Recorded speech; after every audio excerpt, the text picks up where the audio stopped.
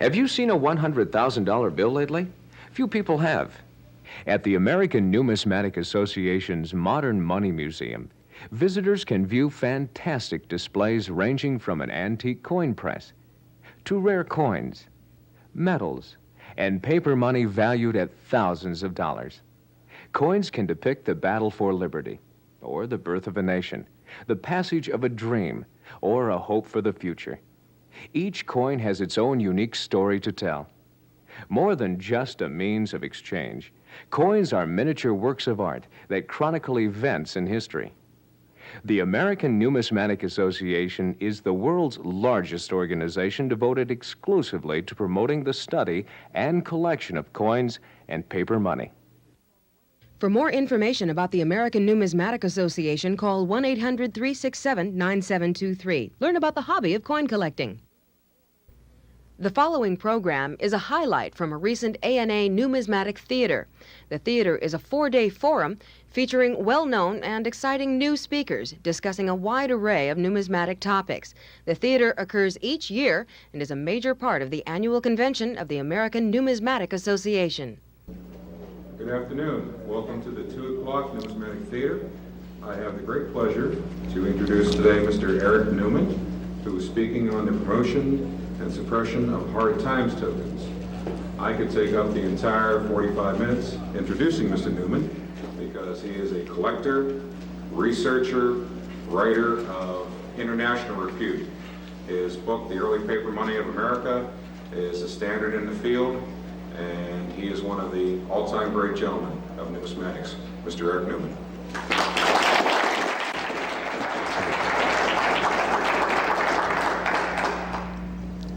Good afternoon. I'm going to talk today about some research that was really a lot of fun, and I can always encourage you to do research the way I do.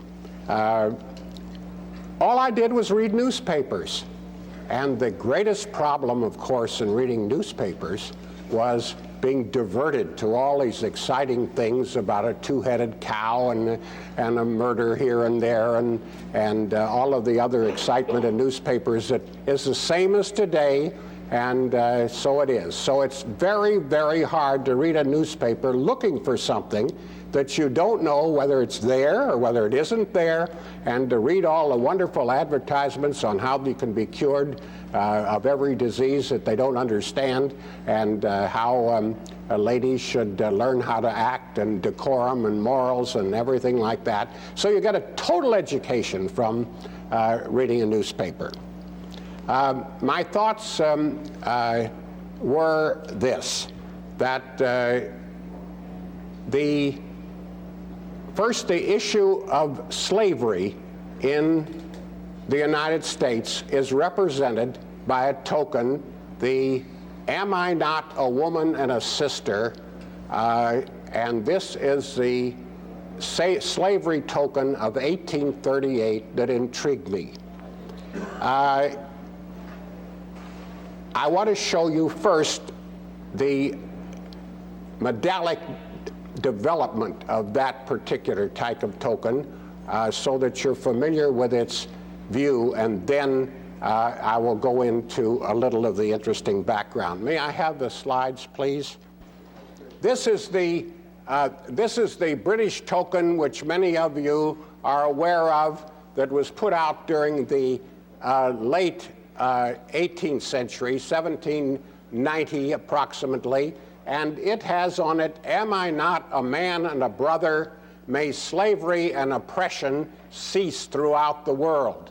This was part of the British religious and political propaganda, which did so much to develop the elimination of slavery in the British Empire.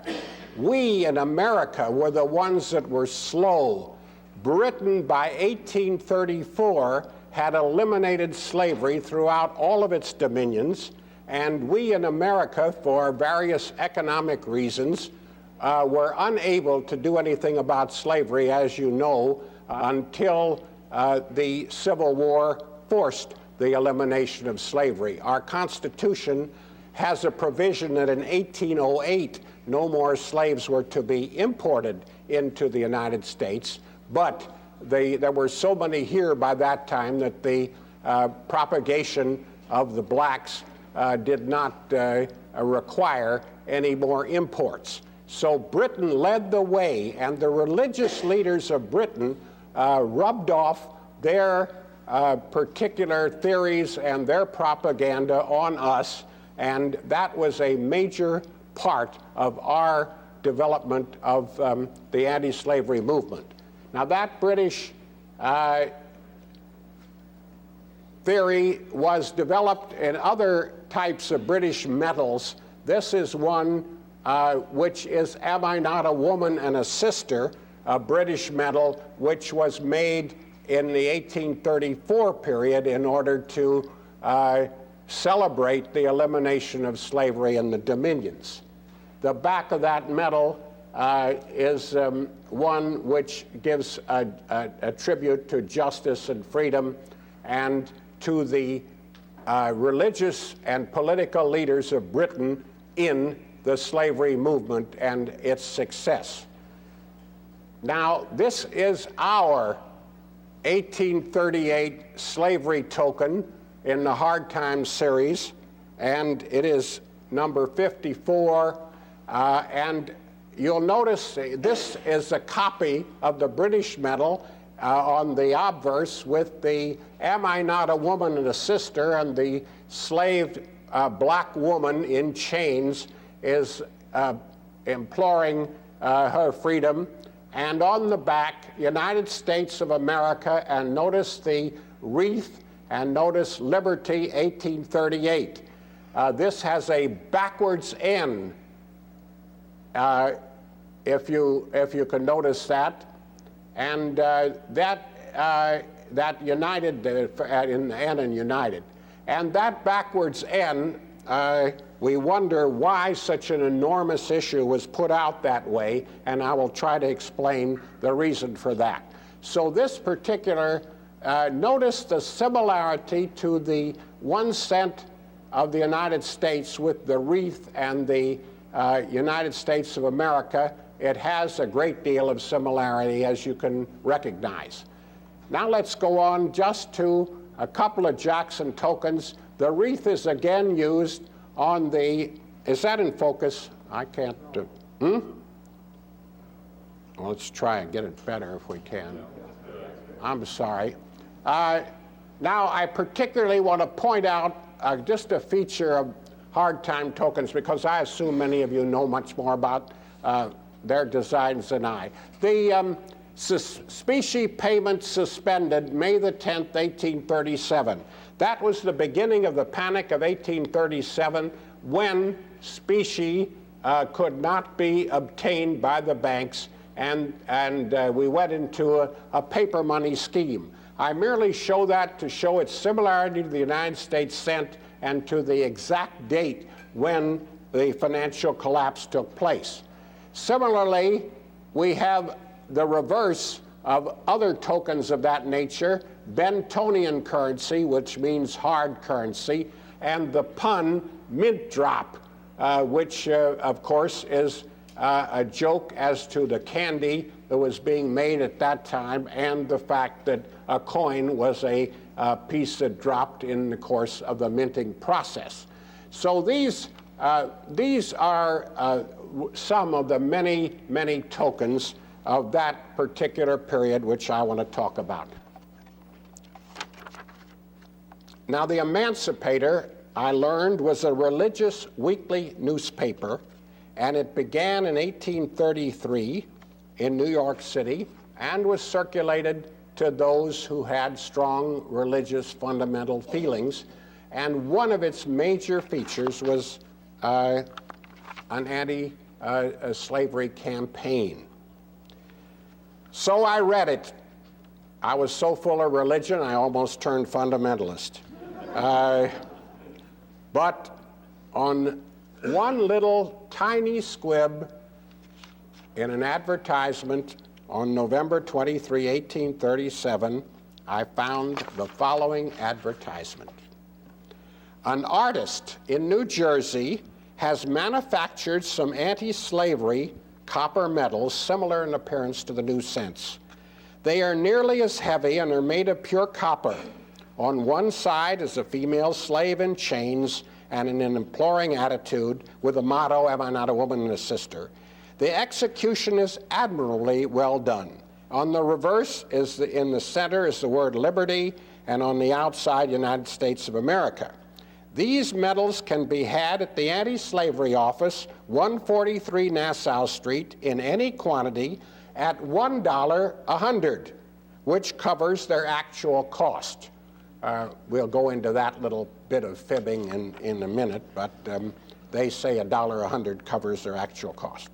It is proposed to make a similar medal with a man kneeling in chains with the motto, "Am I not a man and a brother?" The price will be the same. The Friends of Liberty have it in their power now to put a medal into the hands of every person in the country without cost, containing a sentiment of immense value. It is a tract that will not be destroyed.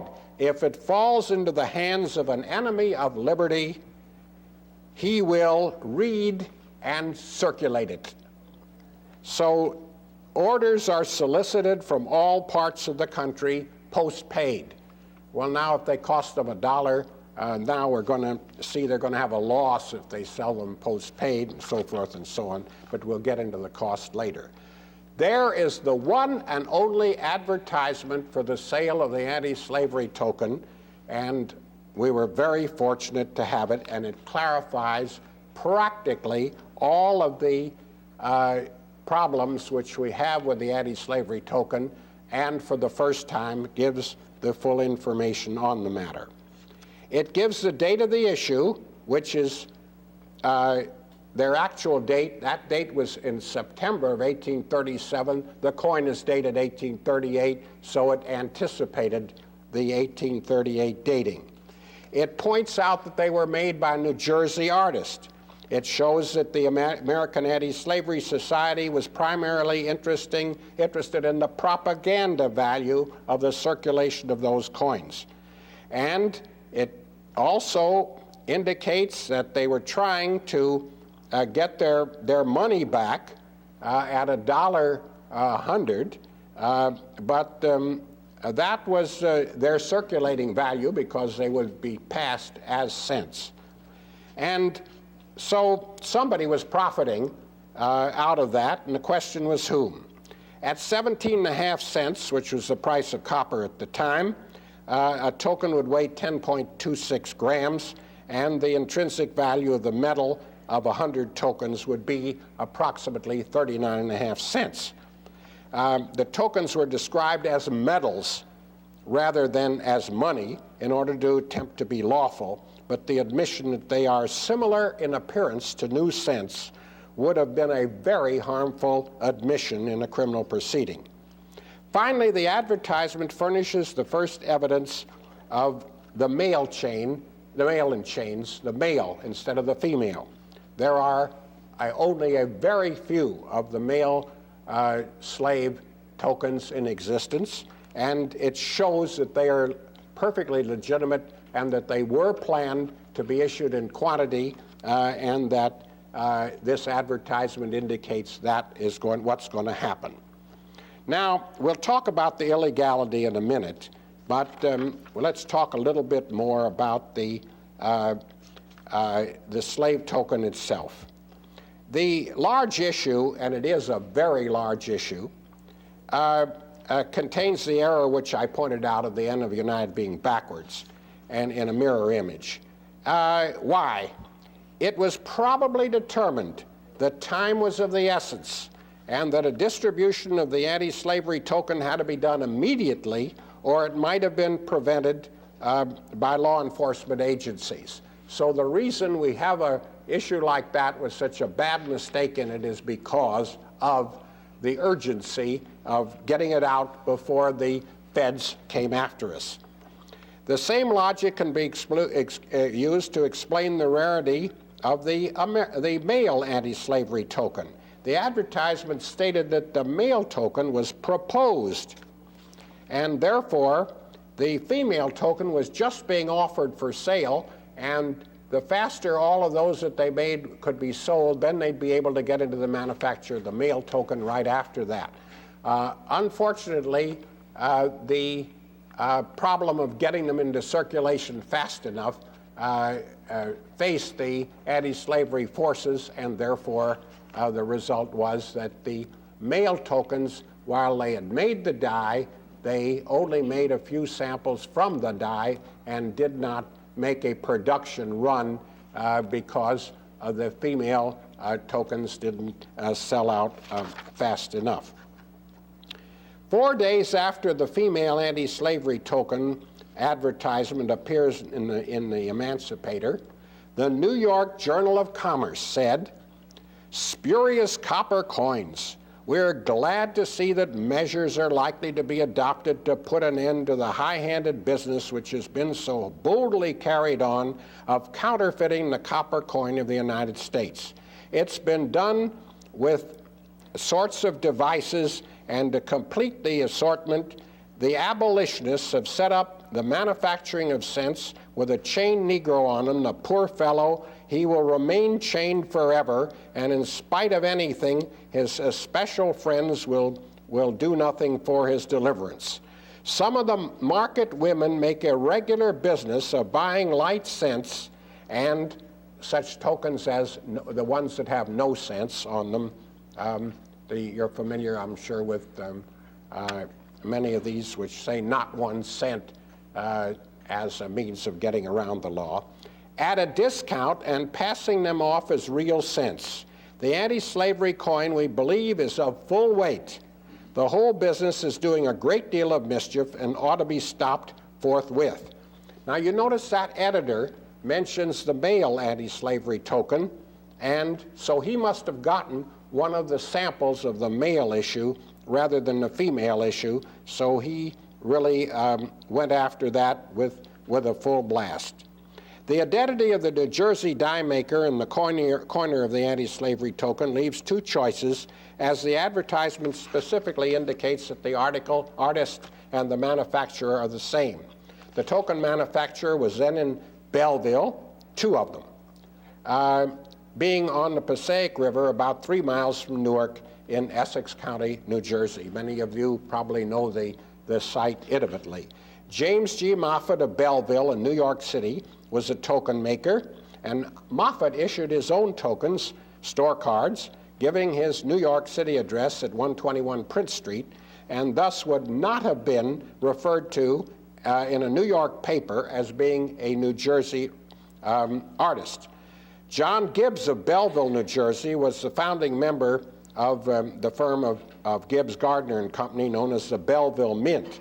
And Gibbs was born in Birmingham, England in 1809, came to America where he joined Gardner, and they went into the production of store cards. So it looks as though Gibbs, who made, incidentally, the 1833 Liberia cent, which is more or less of the same size, and which you may be familiar with, he made that for shipment to Liberia and circulating there. It was because, as you know, the Americans repatriated many, many blacks to Liberia in order to put them back in Africa, and that nation, of course, still exists and struggles to exist, even though its repatriation idea was a total failure. Copper U.S. cents and pre-U.S. mint copper coins, although remaining in circulation, couldn't fill the need for the small transactions because there weren't enough of them, and there certainly were not enough of U.S. half dimes and dimes and Spanish half reals, 1 real, and 2 reals to fill the need for circulation in America. So the Public Ledger of Philadelphia in October of 1837 said, "It's generally believed that our citizens could obtain for gold and silver," that is turning in gold and silver, "coppers from the United States Mint. And until recently that's been the case. Whether the officers are tired of disbursing this latter species of coins, that is coppers, or wish to check the demand for it, one cannot say. But certainly it is true that they now refuse to give pennies for silver coin of a less denomination than 50 cents. In other words, you had to give a 50 cents in silver in order to get copper coins from the United States Mint. American quarter dollars, on authority of the folks inside the mint, are unhesitatingly rejected. Can anybody about the institution answer our question? Why and by what right is this course pursued? We ask for a reply. Thus, the opportunity for the private interests to coin token money to fill the need is indicated. This was further stimulated because the intrinsic value of the U.S. copper coin was far below its circulating value, and there was a profit available to coining copper coins equal, or at least about a half, of the circulating value of the coin. So there was also an opportunity for business advertising on the copper coin and, naturally, propaganda. So when these coins came out, these tokens, there's a comment again in the U.S. Gazette. We have before us a copper coin about as large as a cent, which was recently made in Boston. On one side is a splendid ship Constitution with the legend Webster, credit and current, and a date 1834. And on the reverse is a miserable wreck of a ship, the Experiment, with the legend Van Buren, metallic, current, 1837. This is a painful exhibition of the sign of the times. So the easiest way to put copper coins of this nature into circulation was selling them at a discount. And this practice is described in the New York Journal of Commerce in November of 1837. There are great quantities of copper pieces in the market which circulate as cents, but which are not so. They're generally too light, and the worst part of it is their construction is bad metal, and they have a tendency to become foul. Of course, this wasn't even true.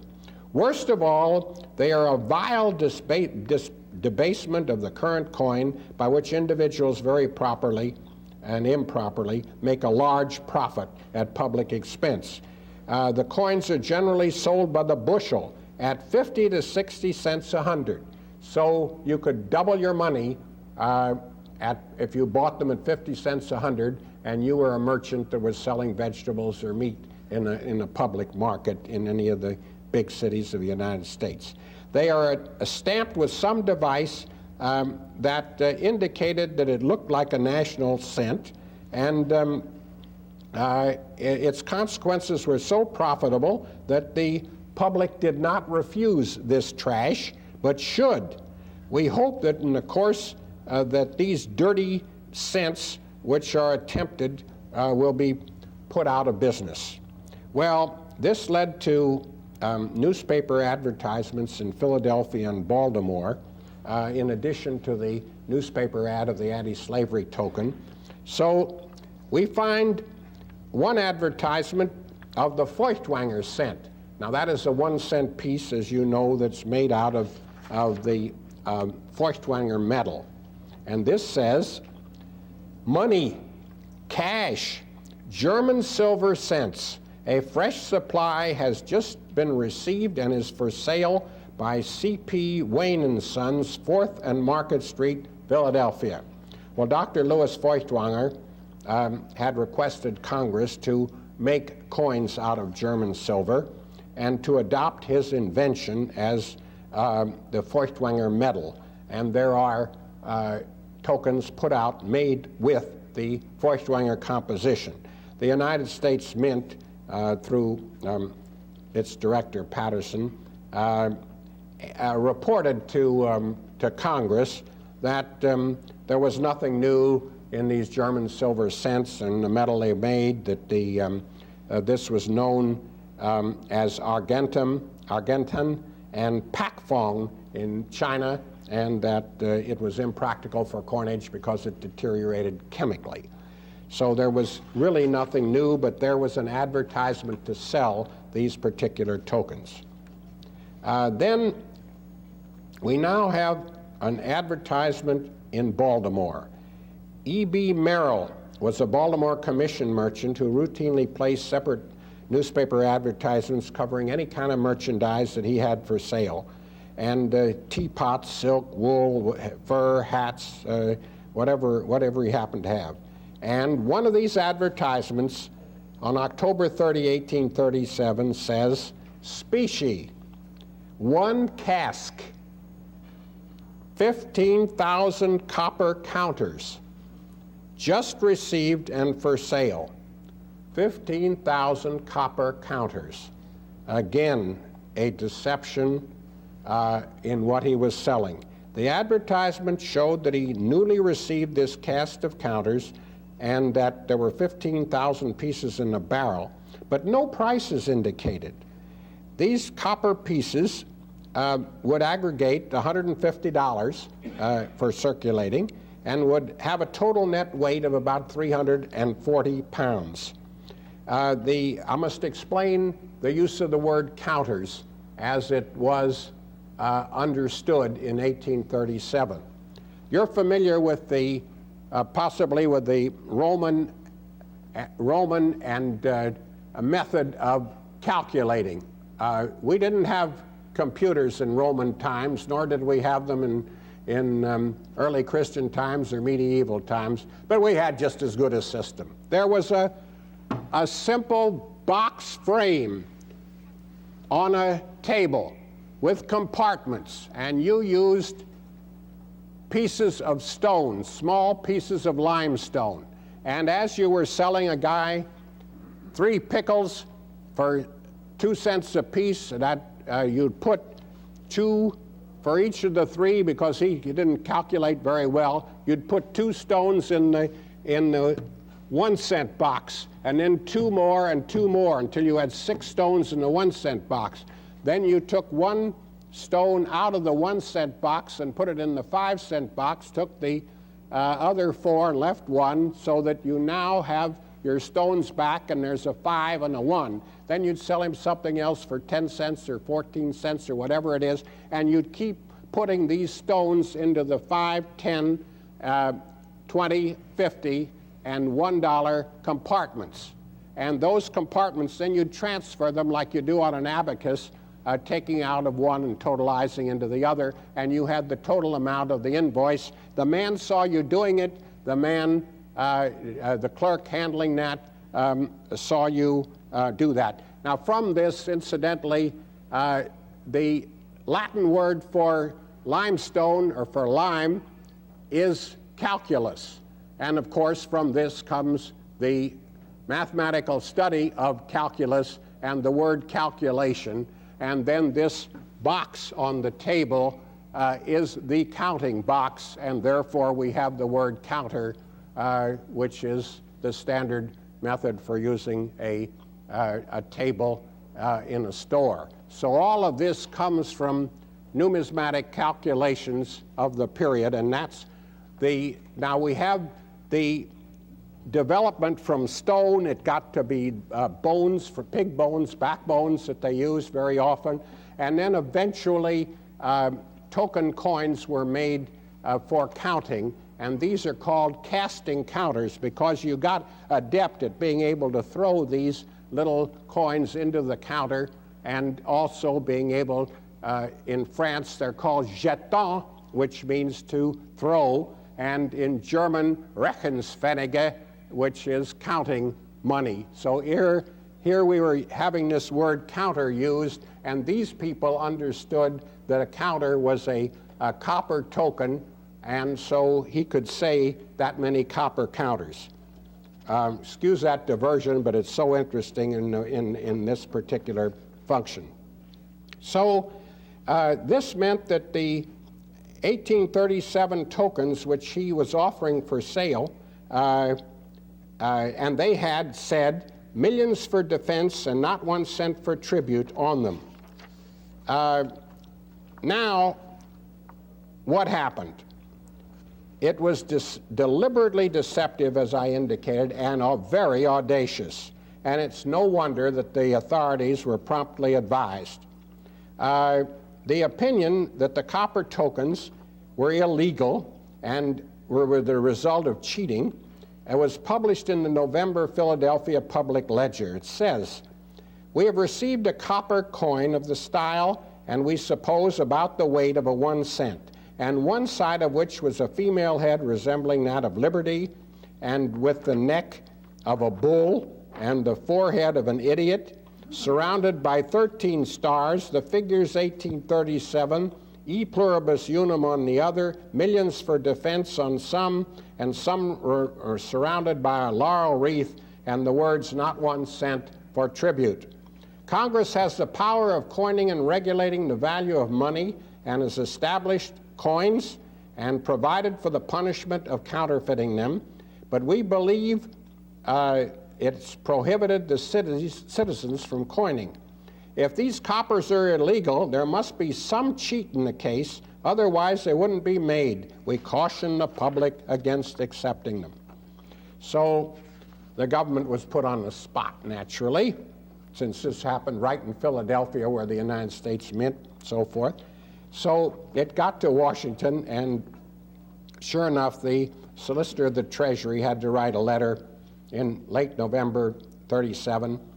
The Secretary of the Treasury has referred to this office a communication received from Baltimore transmitting the enclosed copper coins. It said that these are extensively in circulation, advertised in newspapers by a commission house in Baltimore, which is retailing them to anybody who asks for them. I have to request that you'll cause an inquiry to be made into the truth of these statements, and if that's the fact, institute a proper legal proceeding without delay. The second section of the Act of May 8, 1792 provides that no copper coins or pieces whatsoever, except cents and half cents, being those coined at the Mint of the United States, shall pass current as money, or offered to be paid and received for any debt or demand.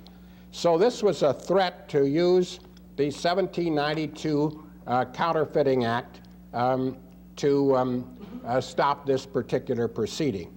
Well, as usual, the government was about 100% wrong. It would have been 125% wrong, because they forgot to read Section 2 of the Counterfeiting Act, which some of you may be familiar with, which says that until $50,000 worth of United States cents and half cents are issued, this act should not go into effect. Well, this was a great piece of politics. By about 1800, $50,000 worth of cents and half cents had been issued, but the Secretary of the Treasury had to inform the President, and the President had to issue a ruling that the 50,000 were in circulation. He never issued the ruling. The act never went into effect, and so it was merely a dud. In addition to that, it was repealed in 1825, so it wasn't applicable in 1837 in the first place. So, however, they did pass a later counterfeiting law which did cover this, but the government in its confusion did not know what to do. So how did they go about attacking this poor Mr. Merrill who was peddling these copper tokens? 5 constables in Baltimore made separate purchases of bags of the advertised copper counters from Mr. Merrill and identified the purchases with their name on the bag. And they used them as evidence in 5 separate prosecutions, resulting on December 12, 1837, in 5 fines. $10 each were the fines, a total of $50. And comments by the press ranged very widely. They said that the constables were entitled to receive the full amount of the fines personally, and therefore they were accused of abusing their position as constables. On the other hand, others said that the verdict was much too light for an influential merchant selling tokens, and that even though we have pecuniary troubles, that laws are like spider webs. Listen to this one. Laws are like spider webs. which allow the large flies to break through while the small ones are strangled and devoured. So this was their method of Big Mr. Merrill, a merchant, being clipped. He said that the condoning of the circulation of illegal paper money, as well as tokens, was going on everywhere, and that here the government wanted to prosecute the Merrill Company for selling these. And then a nice comment said, since the United States Post Office has been receiving and paying out the hard time tokens, it's suggested that the government prosecute its own agency and make them guilty of the crime. In the meantime, while these coins were being poured into circulation and used, there was a meeting in New York of the bankers from all parts of the country to do something about the circulation of money during the Panic of 1837.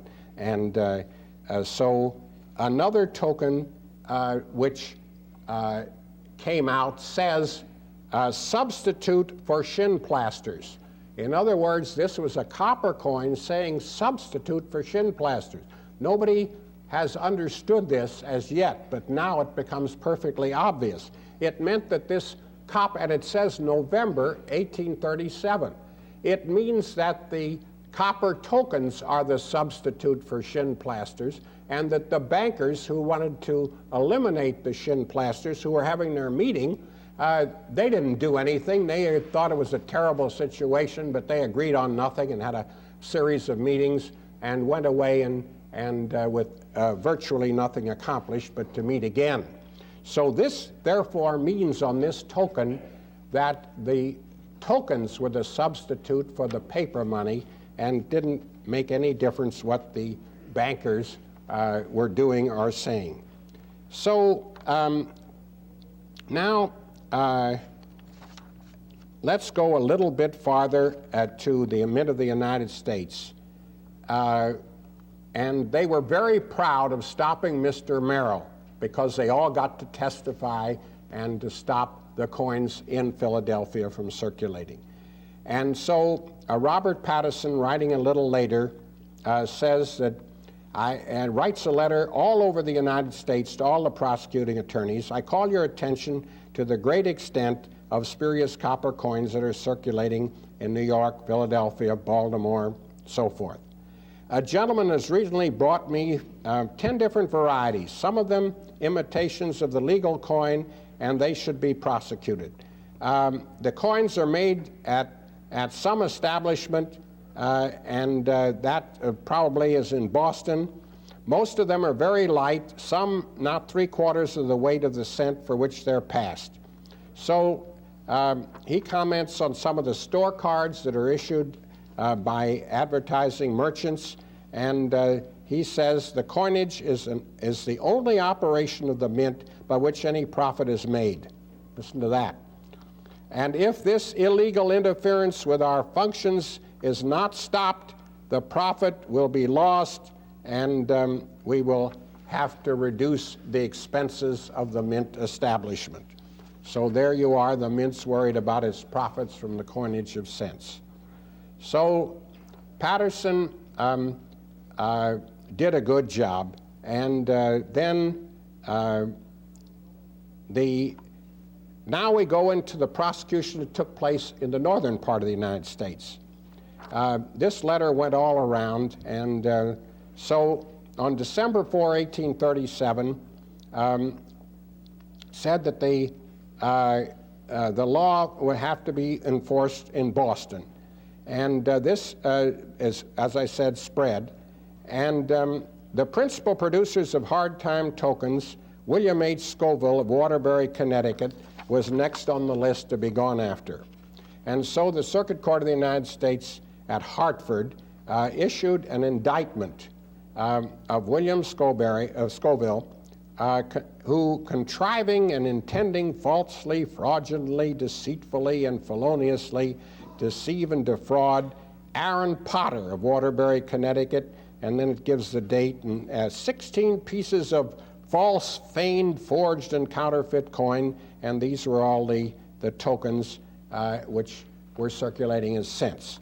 And now we have one of the big manufacturers, one of the big copper, button, and brass manufacturers indicted for passing these cents. And Scoville knew he was going to lose the case, so in 1840, that's 3 years later, he let the bond forfeit, and the government got the $1,000. And then, as soon as politics changed, by 1842, when the Whigs came to power, the case was dismissed. And so there was never a prosecution of Scoville, but he lost his $1,000 item. Now, there was a little further checkup.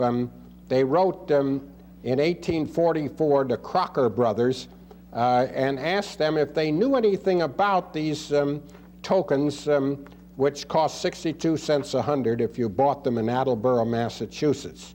And Crocker Brothers wrote back, yes, we heard about that back in 1837. That was 7 years ago, but we don't know anybody that's doing anything. So here we have these tokens were in circulation now from 1837, and here we are in 1844, and they're still in circulation. And that's why they are found so heavily worn, is because they really did circulate and really did constitute a long basis of our 1 cent coinage. Now the United States government was very, very satisfied in what he did, and now we have the director of the United States Mint. In 1854, now this is a long time after all of this, now he reports in his Mint report, the numerous copper tokens of 1837 were openly issued in the exigency of the times, but the issue of a public notice that the law would be enforced against them immediately put a stop to their circulation. This is a typical government statement. It was a pronouncement for PR purposes and was just not true. They did eliminate them from Philadelphia, but they went to practically every part of the United States during their long period of circulation. Thank you very much.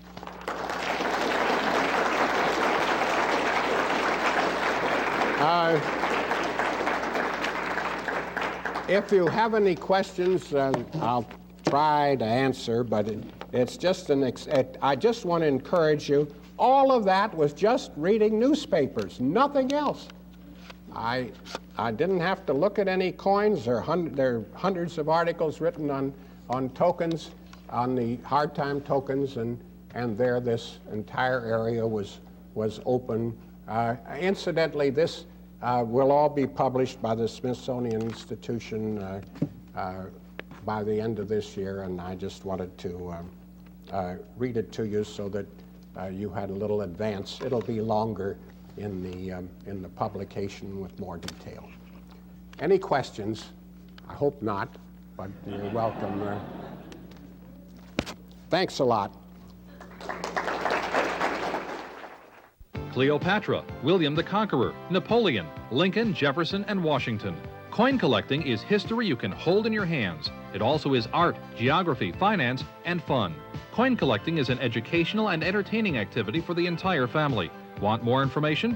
Contact the nonprofit American Numismatic Association, a public service message from this station and the ANA.